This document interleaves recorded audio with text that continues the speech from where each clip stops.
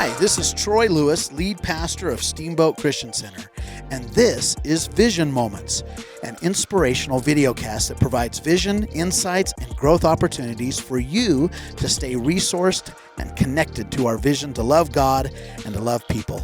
Can't wait for you to hear today's episode.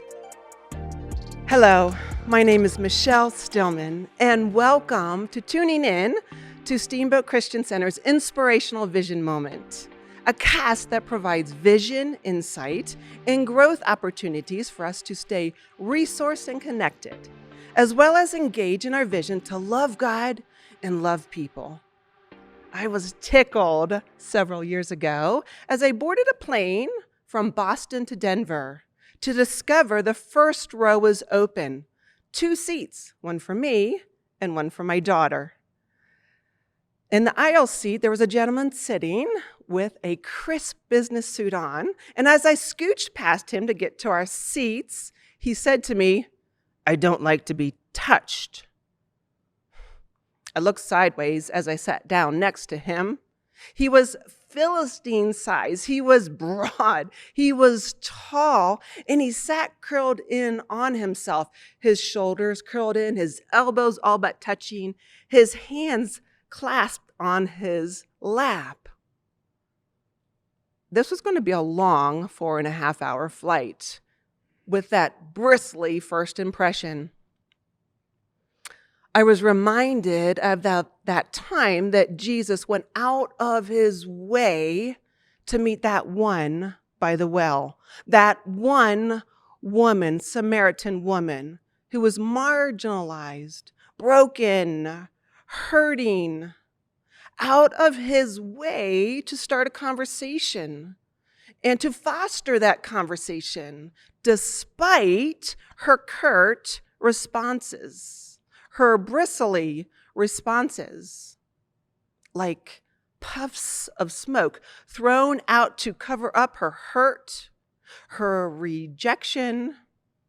Yet Jesus wasn't turned off. Rather, he lingered long with her, as long as it took for her to trust him. My seatmate's second warning came as my elbow brushed against him as I was searching for my seat buckle. "I don't like to be touched." He wasn't joking. Puffs of smoke. Yes, this was going to be a long flight. I responded with, "I'm sorry, I'll try my best." I introduced my daughter, the purpose of our trip. It was a college visit. We were joining the rest of the family for a pre-Christmas ski vacation at Copper Mountain. And despite our initial beginnings, he asked me, "How many children do you have?" To which I responded, 6. 6? I mean, like, how many did you give birth to? He asked. 6. 6? Like, to all the same man? Yeah, they all have the same father, I responded. "Are you Catholic?" he asked. "No." "Mormon?" No. "Amish?" "No, I'm not Amish." "Why then," he asked, "do you have 6 kids?" "Well, I guess because I love kids," I responded. "Let me ask you, how many kids do you have?" "1. "1? Really?" "Yeah, 1. "Well, that surprises me," I said. And he said, "Why?" "Well, I don't know. Maybe you know something I don't know. But the last time I checked," I said to him, "you have to touch to have kids."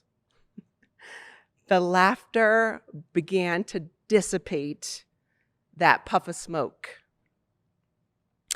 4.5 hours on that plane melted away as I started to listen to his upbringing, his religious upbringing, his tellings of being raised in a religious system of harshness and reprimands, of rules and love over love.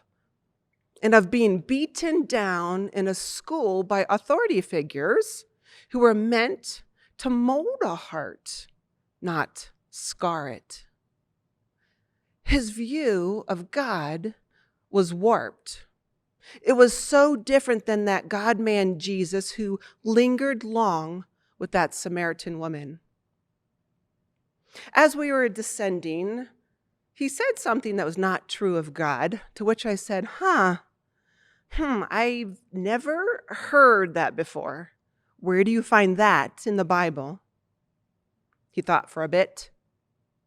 I've been told that by such and such, he responded, and he mentioned this head religious figure of his upbringing. Well, I know that God says that no one is religious, I said to him, not one, that our thoughts are so far from his thoughts, that our ways are far from his ways. So could it be that this one who said this to you could have a little misunderstanding about God? Could it be that he might have some thoughts that aren't quite accurate about who God really is? I could see him pondering this physically, and as he stood up to deboard, his last words weren't, "I don't like to be touched." His last words were, I don't know if that's in the Bible because I've never read the Bible myself. Perhaps I'll go home and pull my Bible off my shelf and read it for myself. How often am I willing on that quest to love God and love people, to go out of my way, to love and linger on and work through those puffs of smoke that are thrown up to hide the hurt, to hide the marginalized? How often am I willing to go out of my way?